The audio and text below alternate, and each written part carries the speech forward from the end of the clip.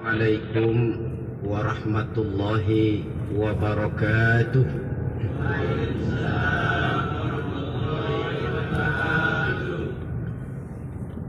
Alhamdulillahi rabbil alamin.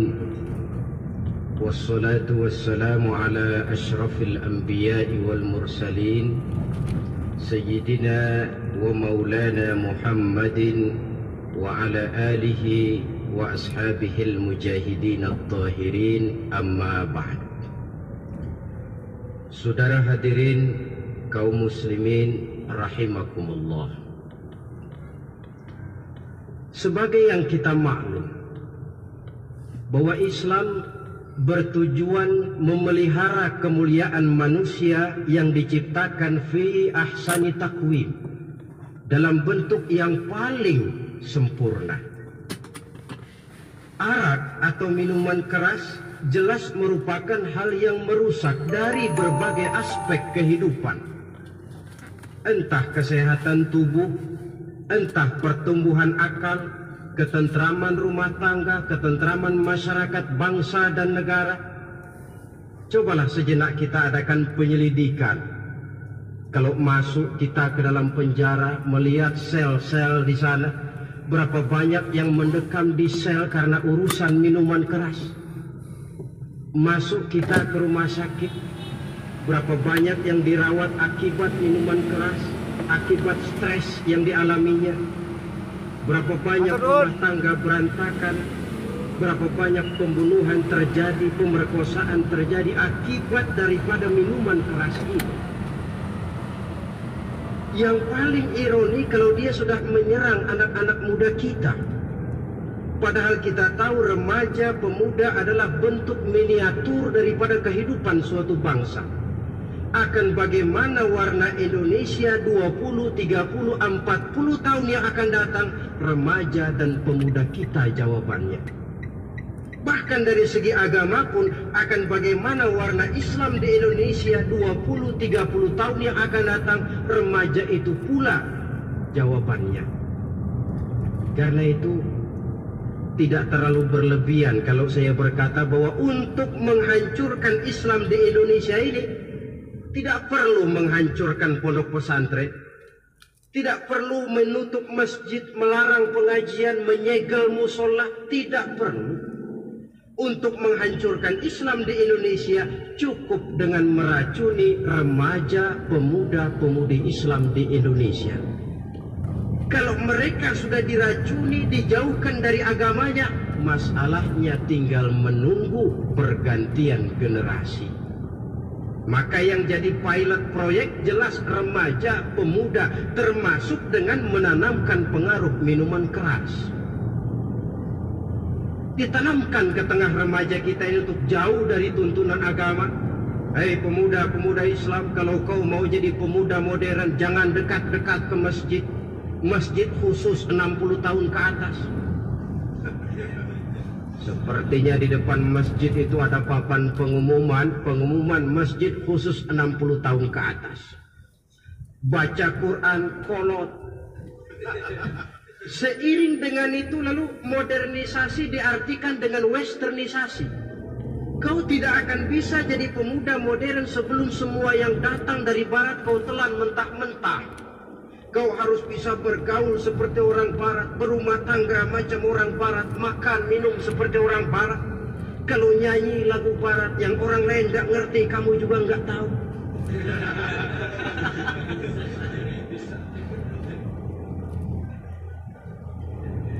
Anutlah itu free love yang pada akhirnya akan mengarah kepada free sex alias samenleven.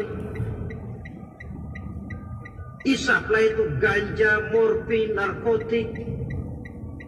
Jikalau sudah terlena kita dengan itu, maka kehancuran suatu bangsa sesungguhnya sudah dimulai. Penyakit minuman keras ini bukan cuma penyakit zaman ini. Masyarakat yang dihadapi oleh Rasulullah Sallallahu Alaihi Wasallam 14 abad yang lalu juga masyarakat yang kemaruk dengan minuman keras. Arab jahiliyah kalau sudah minum arak mabuk, tidak cuma minum, dia mandi pakai arak. Sistem pendidikan yang disampaikan Islam bijaksana.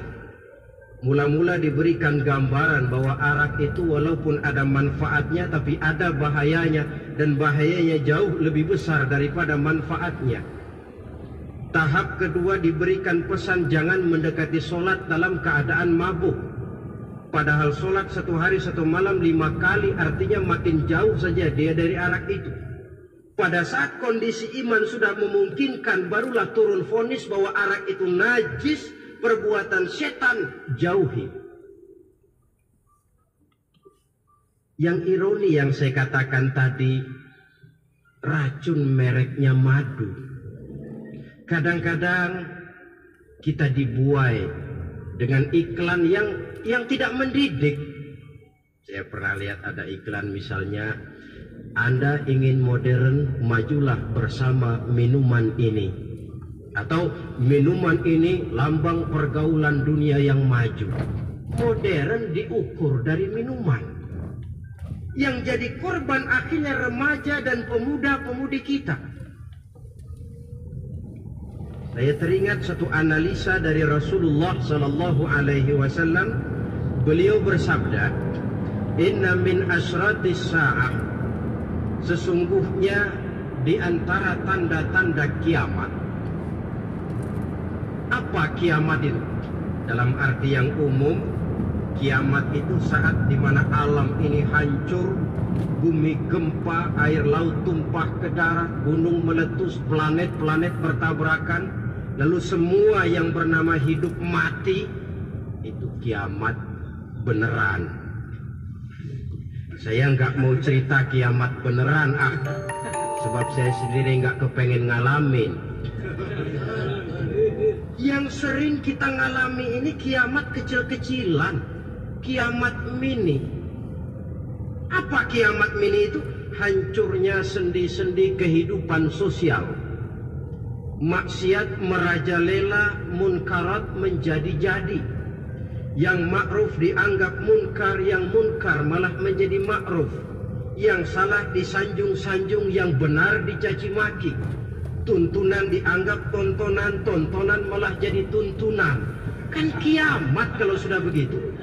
Pencungkiran nilai. Kenapa hal semacam ini bisa terjadi? Penyebabnya kata Nabi, pertama ayyurfa'al ilmu. Ilmu diangkat oleh Allah. Bagaimana cara Allah mengangkat ilmu dan apa maksudnya itu? Allah mengangkat ilmu itu, saudara, caranya pertama dengan mewafatkan ulama. Makin banyak ulama wafat, makin banyak ilmu ditarik. Yang kedua, kurangnya minat orang untuk belajar agama. Kalau sudah klop macam itu, artinya agama sudah disudutkan ke pojok-pojok kehidupan. Agama cuma sekedar tinggal dekorasi. Agama cuma seminar, cuma kongres, cuma muktamar. Tapi bahwa agama merupakan realita dalam kehidupan, itu tidak pernah terwujud. Kalau ulama sudah tiada, minat orang belajar agama berkurang, maka ajaran Allah tidak lagi didengungkan orang. Dikala itu, wa yudharal jahlu, akan muncullah kebodohan. Nampak kebodohan di mana-mana. Muncul permissive society, masyarakat yang merasa boleh hidup dengan kaidah serba boleh. Tidak ada halal, tidak ada haram. Tidak ada hak, tidak ada batil, semuanya serba boleh. Kalau sudah begitu kondisi masyarakat, terjadilah apa yang dianalisa oleh Nabi. Dikala itu wayab suazina, zina dikerjakan berterang-terangan. Orang sudah tidak punya malu.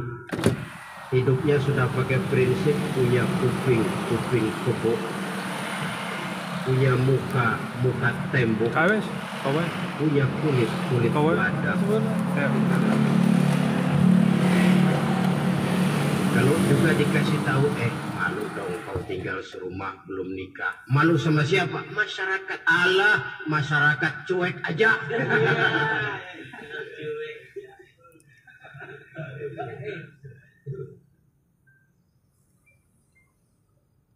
Bukankah realita kalau kita ikuti surat-surat kabar, berapa banyak sudah gadis-gadis bergelimpangan jadi korban? Berapa banyak bayi-bayi yang lahir ke alam ini tanpa harus tahu kemana dia mesti manggil bapak, yang akhirnya mengalami ketrakisan, dimasukkan ke dalam kantong plastik, dibuang ke tempat sampah. Kalau itu sudah terwujud, muncul efek negatif yang kedua. Wa yushrabal khamr, arak, minuman keras jadi kebanggaan. Anak muda belum nyohor kalau belum bisa mabuk. Yang nggak mabuk dianggap kolot, kampungan loh. Bikin malu baru kena segelas saja udah miring, cengeng. Temen kita no hebat sampai nyungsep di got. Yang nyungsep hebat. Ya kalau cuma yang hancur kehidupan pribadi. Tapi kalau sudah menyangkut masa depan, yang berarti masa depan suatu generasi adalah merupakan masa depan daripada suatu bangsa. Begitu kerasnya Islam ini melarang minuman keras. Sampai bukan cuma sekedar meminumnya saja yang diharamkan, tetapi juga dilarang mengimportnya, memproduksinya, membuka warung yang menjual minuman keras, atau bekerja di tempat penjualan minuman keras. Ada juga yang nyerempet-nyerempet, Pak, kalau sedikit kan nggak apa-apa, nggak mabuk ini. Nah, saya ingatkan hadis Nabi diriwayatkan oleh Imam Ahmad, Abu Daud dan Turmuzi. Nabi bersabda, "Ma askara kathiruhu faqaliluhu haramun." Apa yang banyaknya menyebabkan mabuk, sedikitnya pun tetap haram hukumnya. Memang barangkali mungkin ada manfaatnya, tetapi bahayanya jelas lebih besar ketimbang manfaat yang bisa timbul daripada jenis minuman keras itu sendiri. Dalam hadis lain Nabi pesankan, "Man kana yu'minu billahi wal yawmil akhir fala yaq'udu ala ma'idatin taduru 'alaiha al-khamru." Siapa yang beriman kepada Allah dan beriman kepada hari akhirat, jangan dia duduk di dalam satu pertemuan yang di dalam pertemuan itu diedarkan minuman keras. Masuk ke dalam lingkungan macam itu saja tidak diperkenankan. Kenapa? Asyariku fi syarri syarru. Bersekutu dengan kejahatan, jahat juga hukumnya. Semalam kamu mabuk ya? Enggak, temen. Saya cuma ngebeliin aja kok. Apalagi ngebeliin.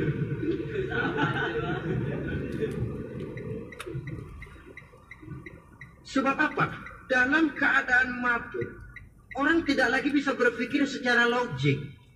Daya kontrol hilang, artinya perbuatan sudah tidak terkontrol lagi. Yang pertama. Yang kedua, IQ tidak akan tumbuh dan berkembang secara normal seperti yang kita harapkan. Yang ketiga, harga diri akan runtuh hancur di tengah masyarakat. Bayangkan kalau tengah malam kita digotong orang, diantar ke rumah kita. Dengan kondisi macam itu masih punya muka kita untuk tegak di tengah masyarakat. Masih punya harapan kita untuk tumbuh menjadi pemimpin, sementara orang terkenang, ini kan yang kemarin malam gue gotong, dia lagi mabuk. Harga diri, kepribadian. Jangan lupa saudara, kita hidup di tengah masyarakat. Masyarakat itu punya hukum yang tidak tertulis, tapi lebih kuat dan lebih kejam daripada hukum tertulis. Orang bilang, sekali arang tercoreng di dahi, seumur hidup orang akan tetap ingat. Makanya Rasulullah dalam hadis memberikan tamsil untuk adik-adik remaja muslim ini, masalul mu'min kamasalin nahli. Perumpamaan orang yang beriman itu persis seperti tawon. Mentalitas orang mukmin persis tawon. Apa mentalitas tawon? Kalau kita ngaji bab tawon, kita renungi apa keistimewaan tawon. Saya lihat-lihat, ternyata tawon itu punya 4 keistimewaan. Pertama, tawon itu yang dihisap selalu saripati bunga. Bagus makanannya. Belum pernah tawon keliru makan. Saya belum pernah dengar kok ada tawon makan tahu.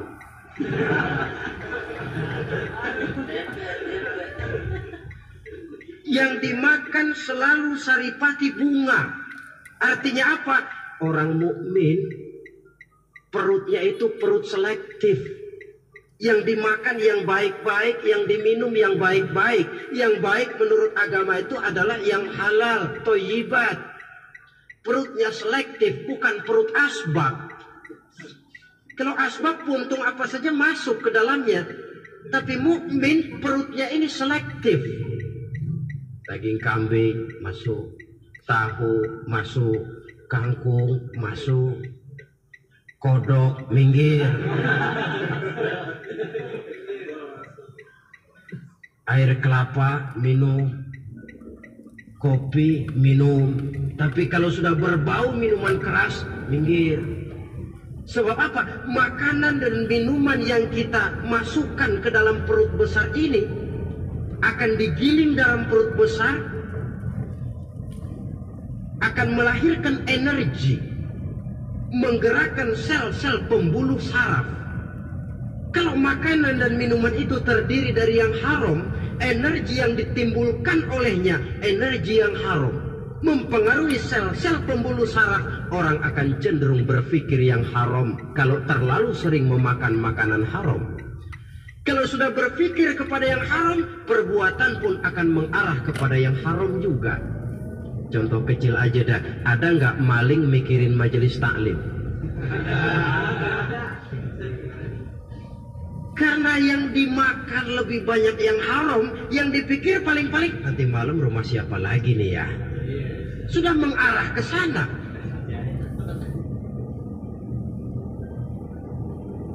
Saripati bunga yang dimakan tawon itu. Lalu tawon yang kedua saya lihat yang dikeluarkan selalu madu. Artinya apa? Orang mukmin itu kalau dia berkata, perkataannya mengenakan orang. Kalau dia berbuat, perbuatannya membawa manfaat bagi orang. Kalau kakinya melangkah tentu ke tempat yang ada gunanya. Yang dikeluarkan madu, bukan racun. Indah tawon itu. Yang ketiga, tawon saya lihat kemanapun dia hinggap tidak ada dahan patah. Artinya apa? Orang mukmin dimanapun dia tinggal, kemanapun dia pergi, pantang jadi biang kerok buat lingkungannya, pantang menimbulkan kerusuhan dan keonaran. Tidak ada cabang patah dimanapun tawon hinggap. Tapi juga yang keempat, saya lihat-lihat tawon itu jangan coba-coba diusik. Satu kali dia diusik, kemana orang lari? Nyilem masih ditungguin. Tawon. Tapi kalau nggak diusik, nggak ada tawon usil ke pasar nyariin orang. Ketika dia diusik, inilah saatnya saya harus mempertahankan kehormatan diri saya. Dia pun bangkit. Artinya apa? Orang mukmin tidak boleh nyari-nyari musuh. Tapi ketemu musuh tidak boleh lari. Musuh jangan dicari, bertemu pun jangan lari. Mentalitas orang mukmin seperti tawon. Yang dimakan baik, yang dikeluarkan baik.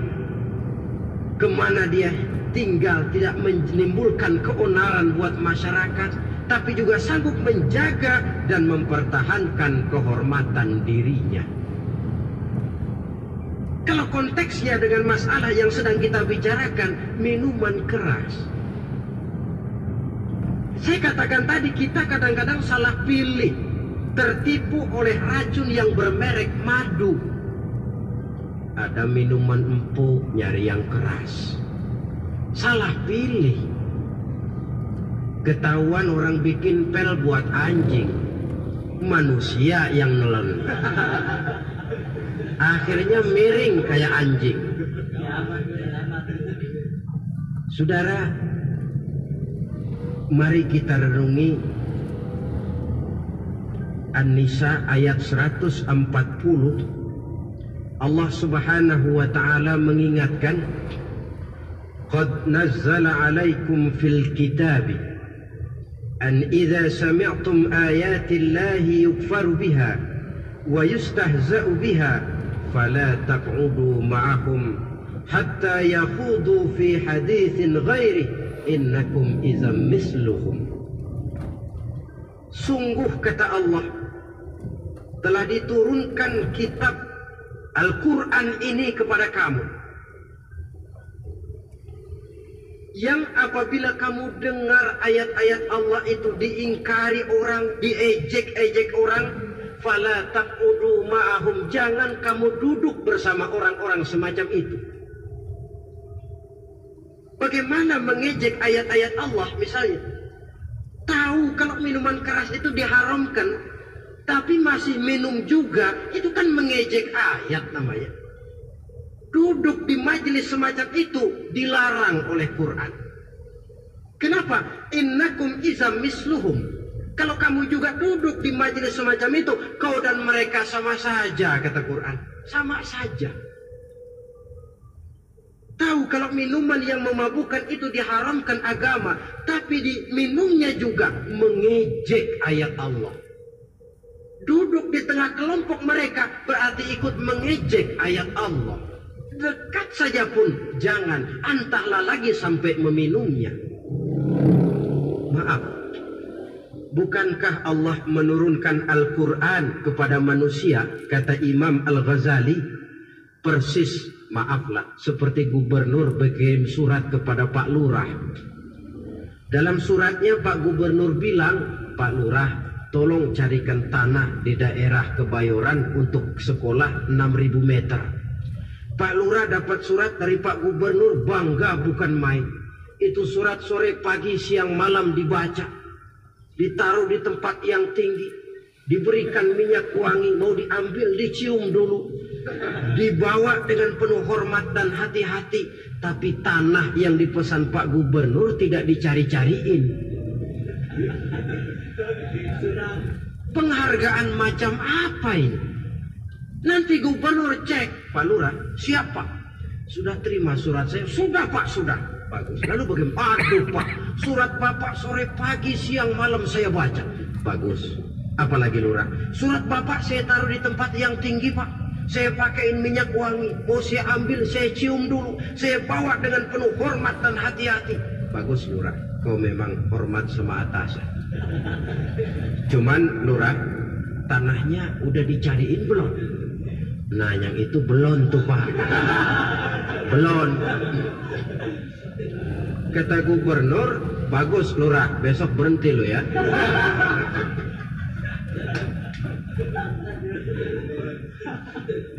Membacanya memang penting, al-muta'abbad bitilawatihi, beribadah dari sebab membacanya. Tapi setelah kita baca, kita tahu isinya, what next? Mau apa kita dengan isinya itu? Jangan yang kita baca kita injak-injak. Itulah ironinya, bagaimana Quran itu mau membawa keberkahan dalam hidup ini, kalau yang kita baca sering kita injak-injak. Dalam kehidupan kita baca ayat, wa ahallallahu al-bai'a wa harramar riba. Allah halalkan jual beli, Allah haramkan riba, tapi renten ditelan terus.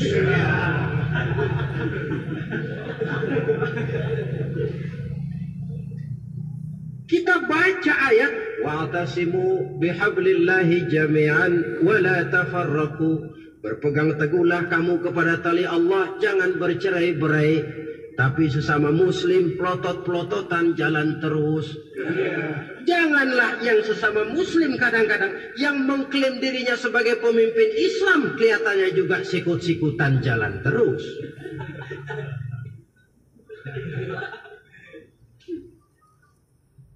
Sehingga tidak heran kalau orang bilang di bawah ngamalin ayat kursi sudah sampai di atas ayat hilang, tinggal kursi saja yang diamalin. Ironi dan menyedihkan. Perjalanan panjang memang saatnya kita menunggal dengan Al-Quran ini. Tetapi prosesnya memang harus kita mulai dari sekarang. Perkara kapan proses ini selesai, itu bukan masalah kita. Tapi bahwa kita sudah memulai suatu proses, itulah yang diharapkan. Hadirin yang saya hormati, oleh karena kerasnya peringatan Islam terhadap minuman keras, pernah satu hari seorang lapor kepada Khalifah Umar bin Abdul Aziz bahwa ada sekelompok orang berkumpul meminum minuman keras. Kata Khalifah Umar bin Abdul Aziz, dera mereka, hukum, cepat. Ya Khalifah, kenapa? Di tengah mereka ada juga orang yang Ramadan biasa puasa. Begitu, iya, yang biasa puasa duluan hukum. Kenapa? Mengerti memang lebih besar resikonya daripada tidak mengerti. Kalau yang tidak mengerti dilatar belakangi oleh kebodohan, barangkali masih bisa ditolerir, masih bisa dimaklumi. Ini toh sudah tahu mau puasa, kenapa berkumpul di majelis yang ada minuman keras? Dan memang kelompok ini kan memang selalu ada. Kita lihat dalam masyarakat itu kan ada 4 kelas itu. Pertama, ada orang yang tahu perintah dan tahu larangan. Ini the first class, kelompok terbaik. Perintah tahu dia kerjakan, larangan tahu dia jauhi. Ini orang terbaik. Yang kedua, ada orang tahu perintah tapi tidak tahu larangan. Perintah tahu, larangan tidak tahu. Sholat mau, puasa mau, zakat fitrah bayar, nyolong mau, mabuk ayo. Perintah tahu tapi larangan tidak tahu, akhirnya semua dikerjain. Barangkali yang rada bingung malaikat bagaimana nyatatnya ini, kotor absen.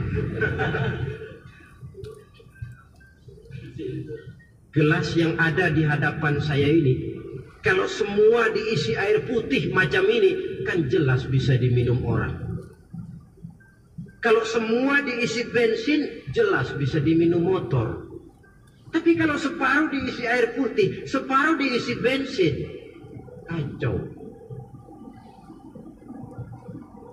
Kalau gelas yang ada di hadapan saya ini sepenuhnya diisi air putih, jelas bisa diminum orang. Kalau sepenuhnya diisi bensin, juga jelas bisa diminum motor. Yang repot kalau separuh diisi air putih, separuh diisi bensin. Kacau statusnya. Orang minum mabuk, motor minum pun mogok. Dijual juga tidak laku barang campuran. Inilah makna pernyataan Allah, wala talbisul haqqa bil batil. Jangan kamu campur adukan antara yang hak dan yang batil. Perintah dikerjakan, larangan pun dikerjakan juga. Kelompok ketiga, ada pula manusia yang tahu larangan tapi tidak tahu perintah. Larangan tahu tapi perintah tidak tahu. Jahat sama tetangga tidak, mencuri tidak, mabuk tidak, zina tidak, sholat tidak, puasa tidak, polos. Semua serba tidak. Dan yang terakhir, kelompok keempat, perintah tidak tahu, larangan pun tidak tahu. Ini masuk kelompok makhluk gratis. Misalnya kambing, ayam, kerbau, itu kan makhluk-makhluk yang memang perintah tidak tahu, pun larangan juga tidak tahu. Nah, dalam hubungannya dengan ini, saya mengajak, marilah kita berusaha sekuat mungkin menjauhkan diri dari minuman keras yang jelas bahayanya dengan hidup tidak jauh dari bimbingan agama. Hadirin kaum muslimin rahimakumullah. Kawan seiring dan sejalan dari minuman keras judi namanya. Saudara kembar barangkali. Yang satu sering menimbulkan yang lain, tetapi bukan tak jarang keduanya berjalan berdampingan. Posisi judi dan arak ini dalam Quran sama bahayanya. Apa sebab? Mentalitas judi adalah mentalitas sirklus, lingkaran setan. Artinya yang menang biasanya ketagihan, yang kalah biasanya penasaran. Ini yang menyebabkan orang tidak mau berhenti. Kalau dia menang, dia ingin mencoba untuk menang dalam jumlah yang jauh lebih besar lagi. Kalau dia kalah, dia penasaran, kenapa hari ini kalah? Barangkali sial, besok malam saya tebus. Mental semacam ini memang sulit untuk berhenti. Kenapa judi diharamkan dalam Islam? Pertama, seorang muslim di dalam berusaha mencari harta, dia harus mengikuti sunnatullah. Kata kita orang muslim, hukum alam kata orang sekarang, natural of law bahasa kerennya.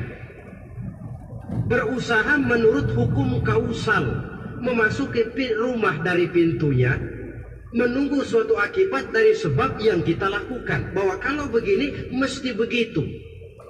Karena kita memang terikat oleh permainan yang disebut hukum alam ini.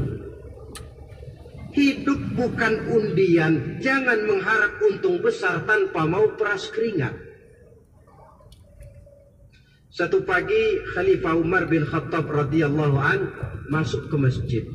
Beliau lihat ada orang sedang berdoa khusyuk betul. Ditunggunya 2 menit, 3 menit, sampai 10 menit lebih belum juga selesai. Agak lama orang itu berdoa. Selesai berdoa, dihampiri orang itu oleh Sayyidina Umar. Beliau tanya, saudara, lagi apa? Tadi itu berdoa ya Khalifah. Minta kepada Allah? Tentu minta kepada Allah. Minta apa kamu? Minta rezeki. Sudah lama? Dari tadi habis sembahyang subuh. Dapat? Belum. Ya memang kata Sayyidina Umar, inna sama la tumtiru zahaban wala fiddatan. Langit itu tidak mungkin akan menghujankan emas, tidak mungkin pula menghujankan perak. Jadi orang dilarang duduk bermalas-malas menunggu keajaiban yang datang dari langit. Karena memang hidup ini bukan undian. Jadi jangan mengharap untung besar tanpa mau peras keringat. Di dalam berusaha kita terikat oleh sunnatullah. Kalau begini sebab penyebabnya, akan begini akibat yang ditimbulkannya. Yang kedua, Islam menjadikan harta manusia itu sebagai benda berharga yang dilindungi. Mengambilnya dengan judi termasuk memakan harta orang lain dengan cara yang batil. Yang ketiga, judi itu sendiri dapat menimbulkan permusuhan dan pertentangan antara para pemain itu sendiri. Meskipun kelihatannya kompak duduk dalam satu meja yang saling berhadap-hadapan, yang kalah kelihatannya pasrah, tetapi kan itu cuma kulit permukaan. Batinnya bagaimanapun juga yang kalah itu tetap mendendam. Sedangkan yang kalah di samping mendendam juga mengomel, mencaci mungkin. Ya lawan bermainnya, ya mungkin juga dirinya sendiri. Dan yang keempat, judi itu merusak aktivitas hidup, membuat orang membuang waktu dengan tidak terasa, dan yang pada gilirannya melupakan orang kepada tanggung jawab. Wah, kalau sudah memegang kartu, konon kabarnya, saya sendiri alhamdulillah belum pernah, lupalah orang anak, lupalah orang kepada istri, lupalah orang kepada tanggung jawab. Waktu pun berlalu tanpa terasa. Apalagi kalau sudah diiming-iming oleh gambaran akan memperoleh keuntungan yang besar. Termasuk di dalam judi itu undian, apapun namanya. Yang usaha ke arah ini seharusnya tidak dipermudah, walaupun dengan embel-embel dana kemanusiaan, sumbangan sosial. Saya tidak begitu yakin, saudara, bahwa bangsa Indonesia ini sudah begitu menipis rasa kemanusiaannya, sehingga untuk berlaku sosial mesti diimbangi dengan hadiah sekian juta rupiah. Saya tidak percaya bahwa umat Islam di Indonesia sudah begitu tipis rasa kasih sayangnya kepada sesama, sehingga sulit mengeluarkan bantuan kalau tidak diimbangi dengan hadiah yang sekian puluh juta rupiah. Yang saya khawatir apa? Pada gilirannya di negeri ini akan makin banyak penghayal-penghayal kelas berat, tukang-tukang lamun kelas tinggi, yang hidup cuma ngumpulin jikalau. Jikalau, andai kata, umpama misalnya, orang sudah kemana-mana kita masih menghitung jikalau.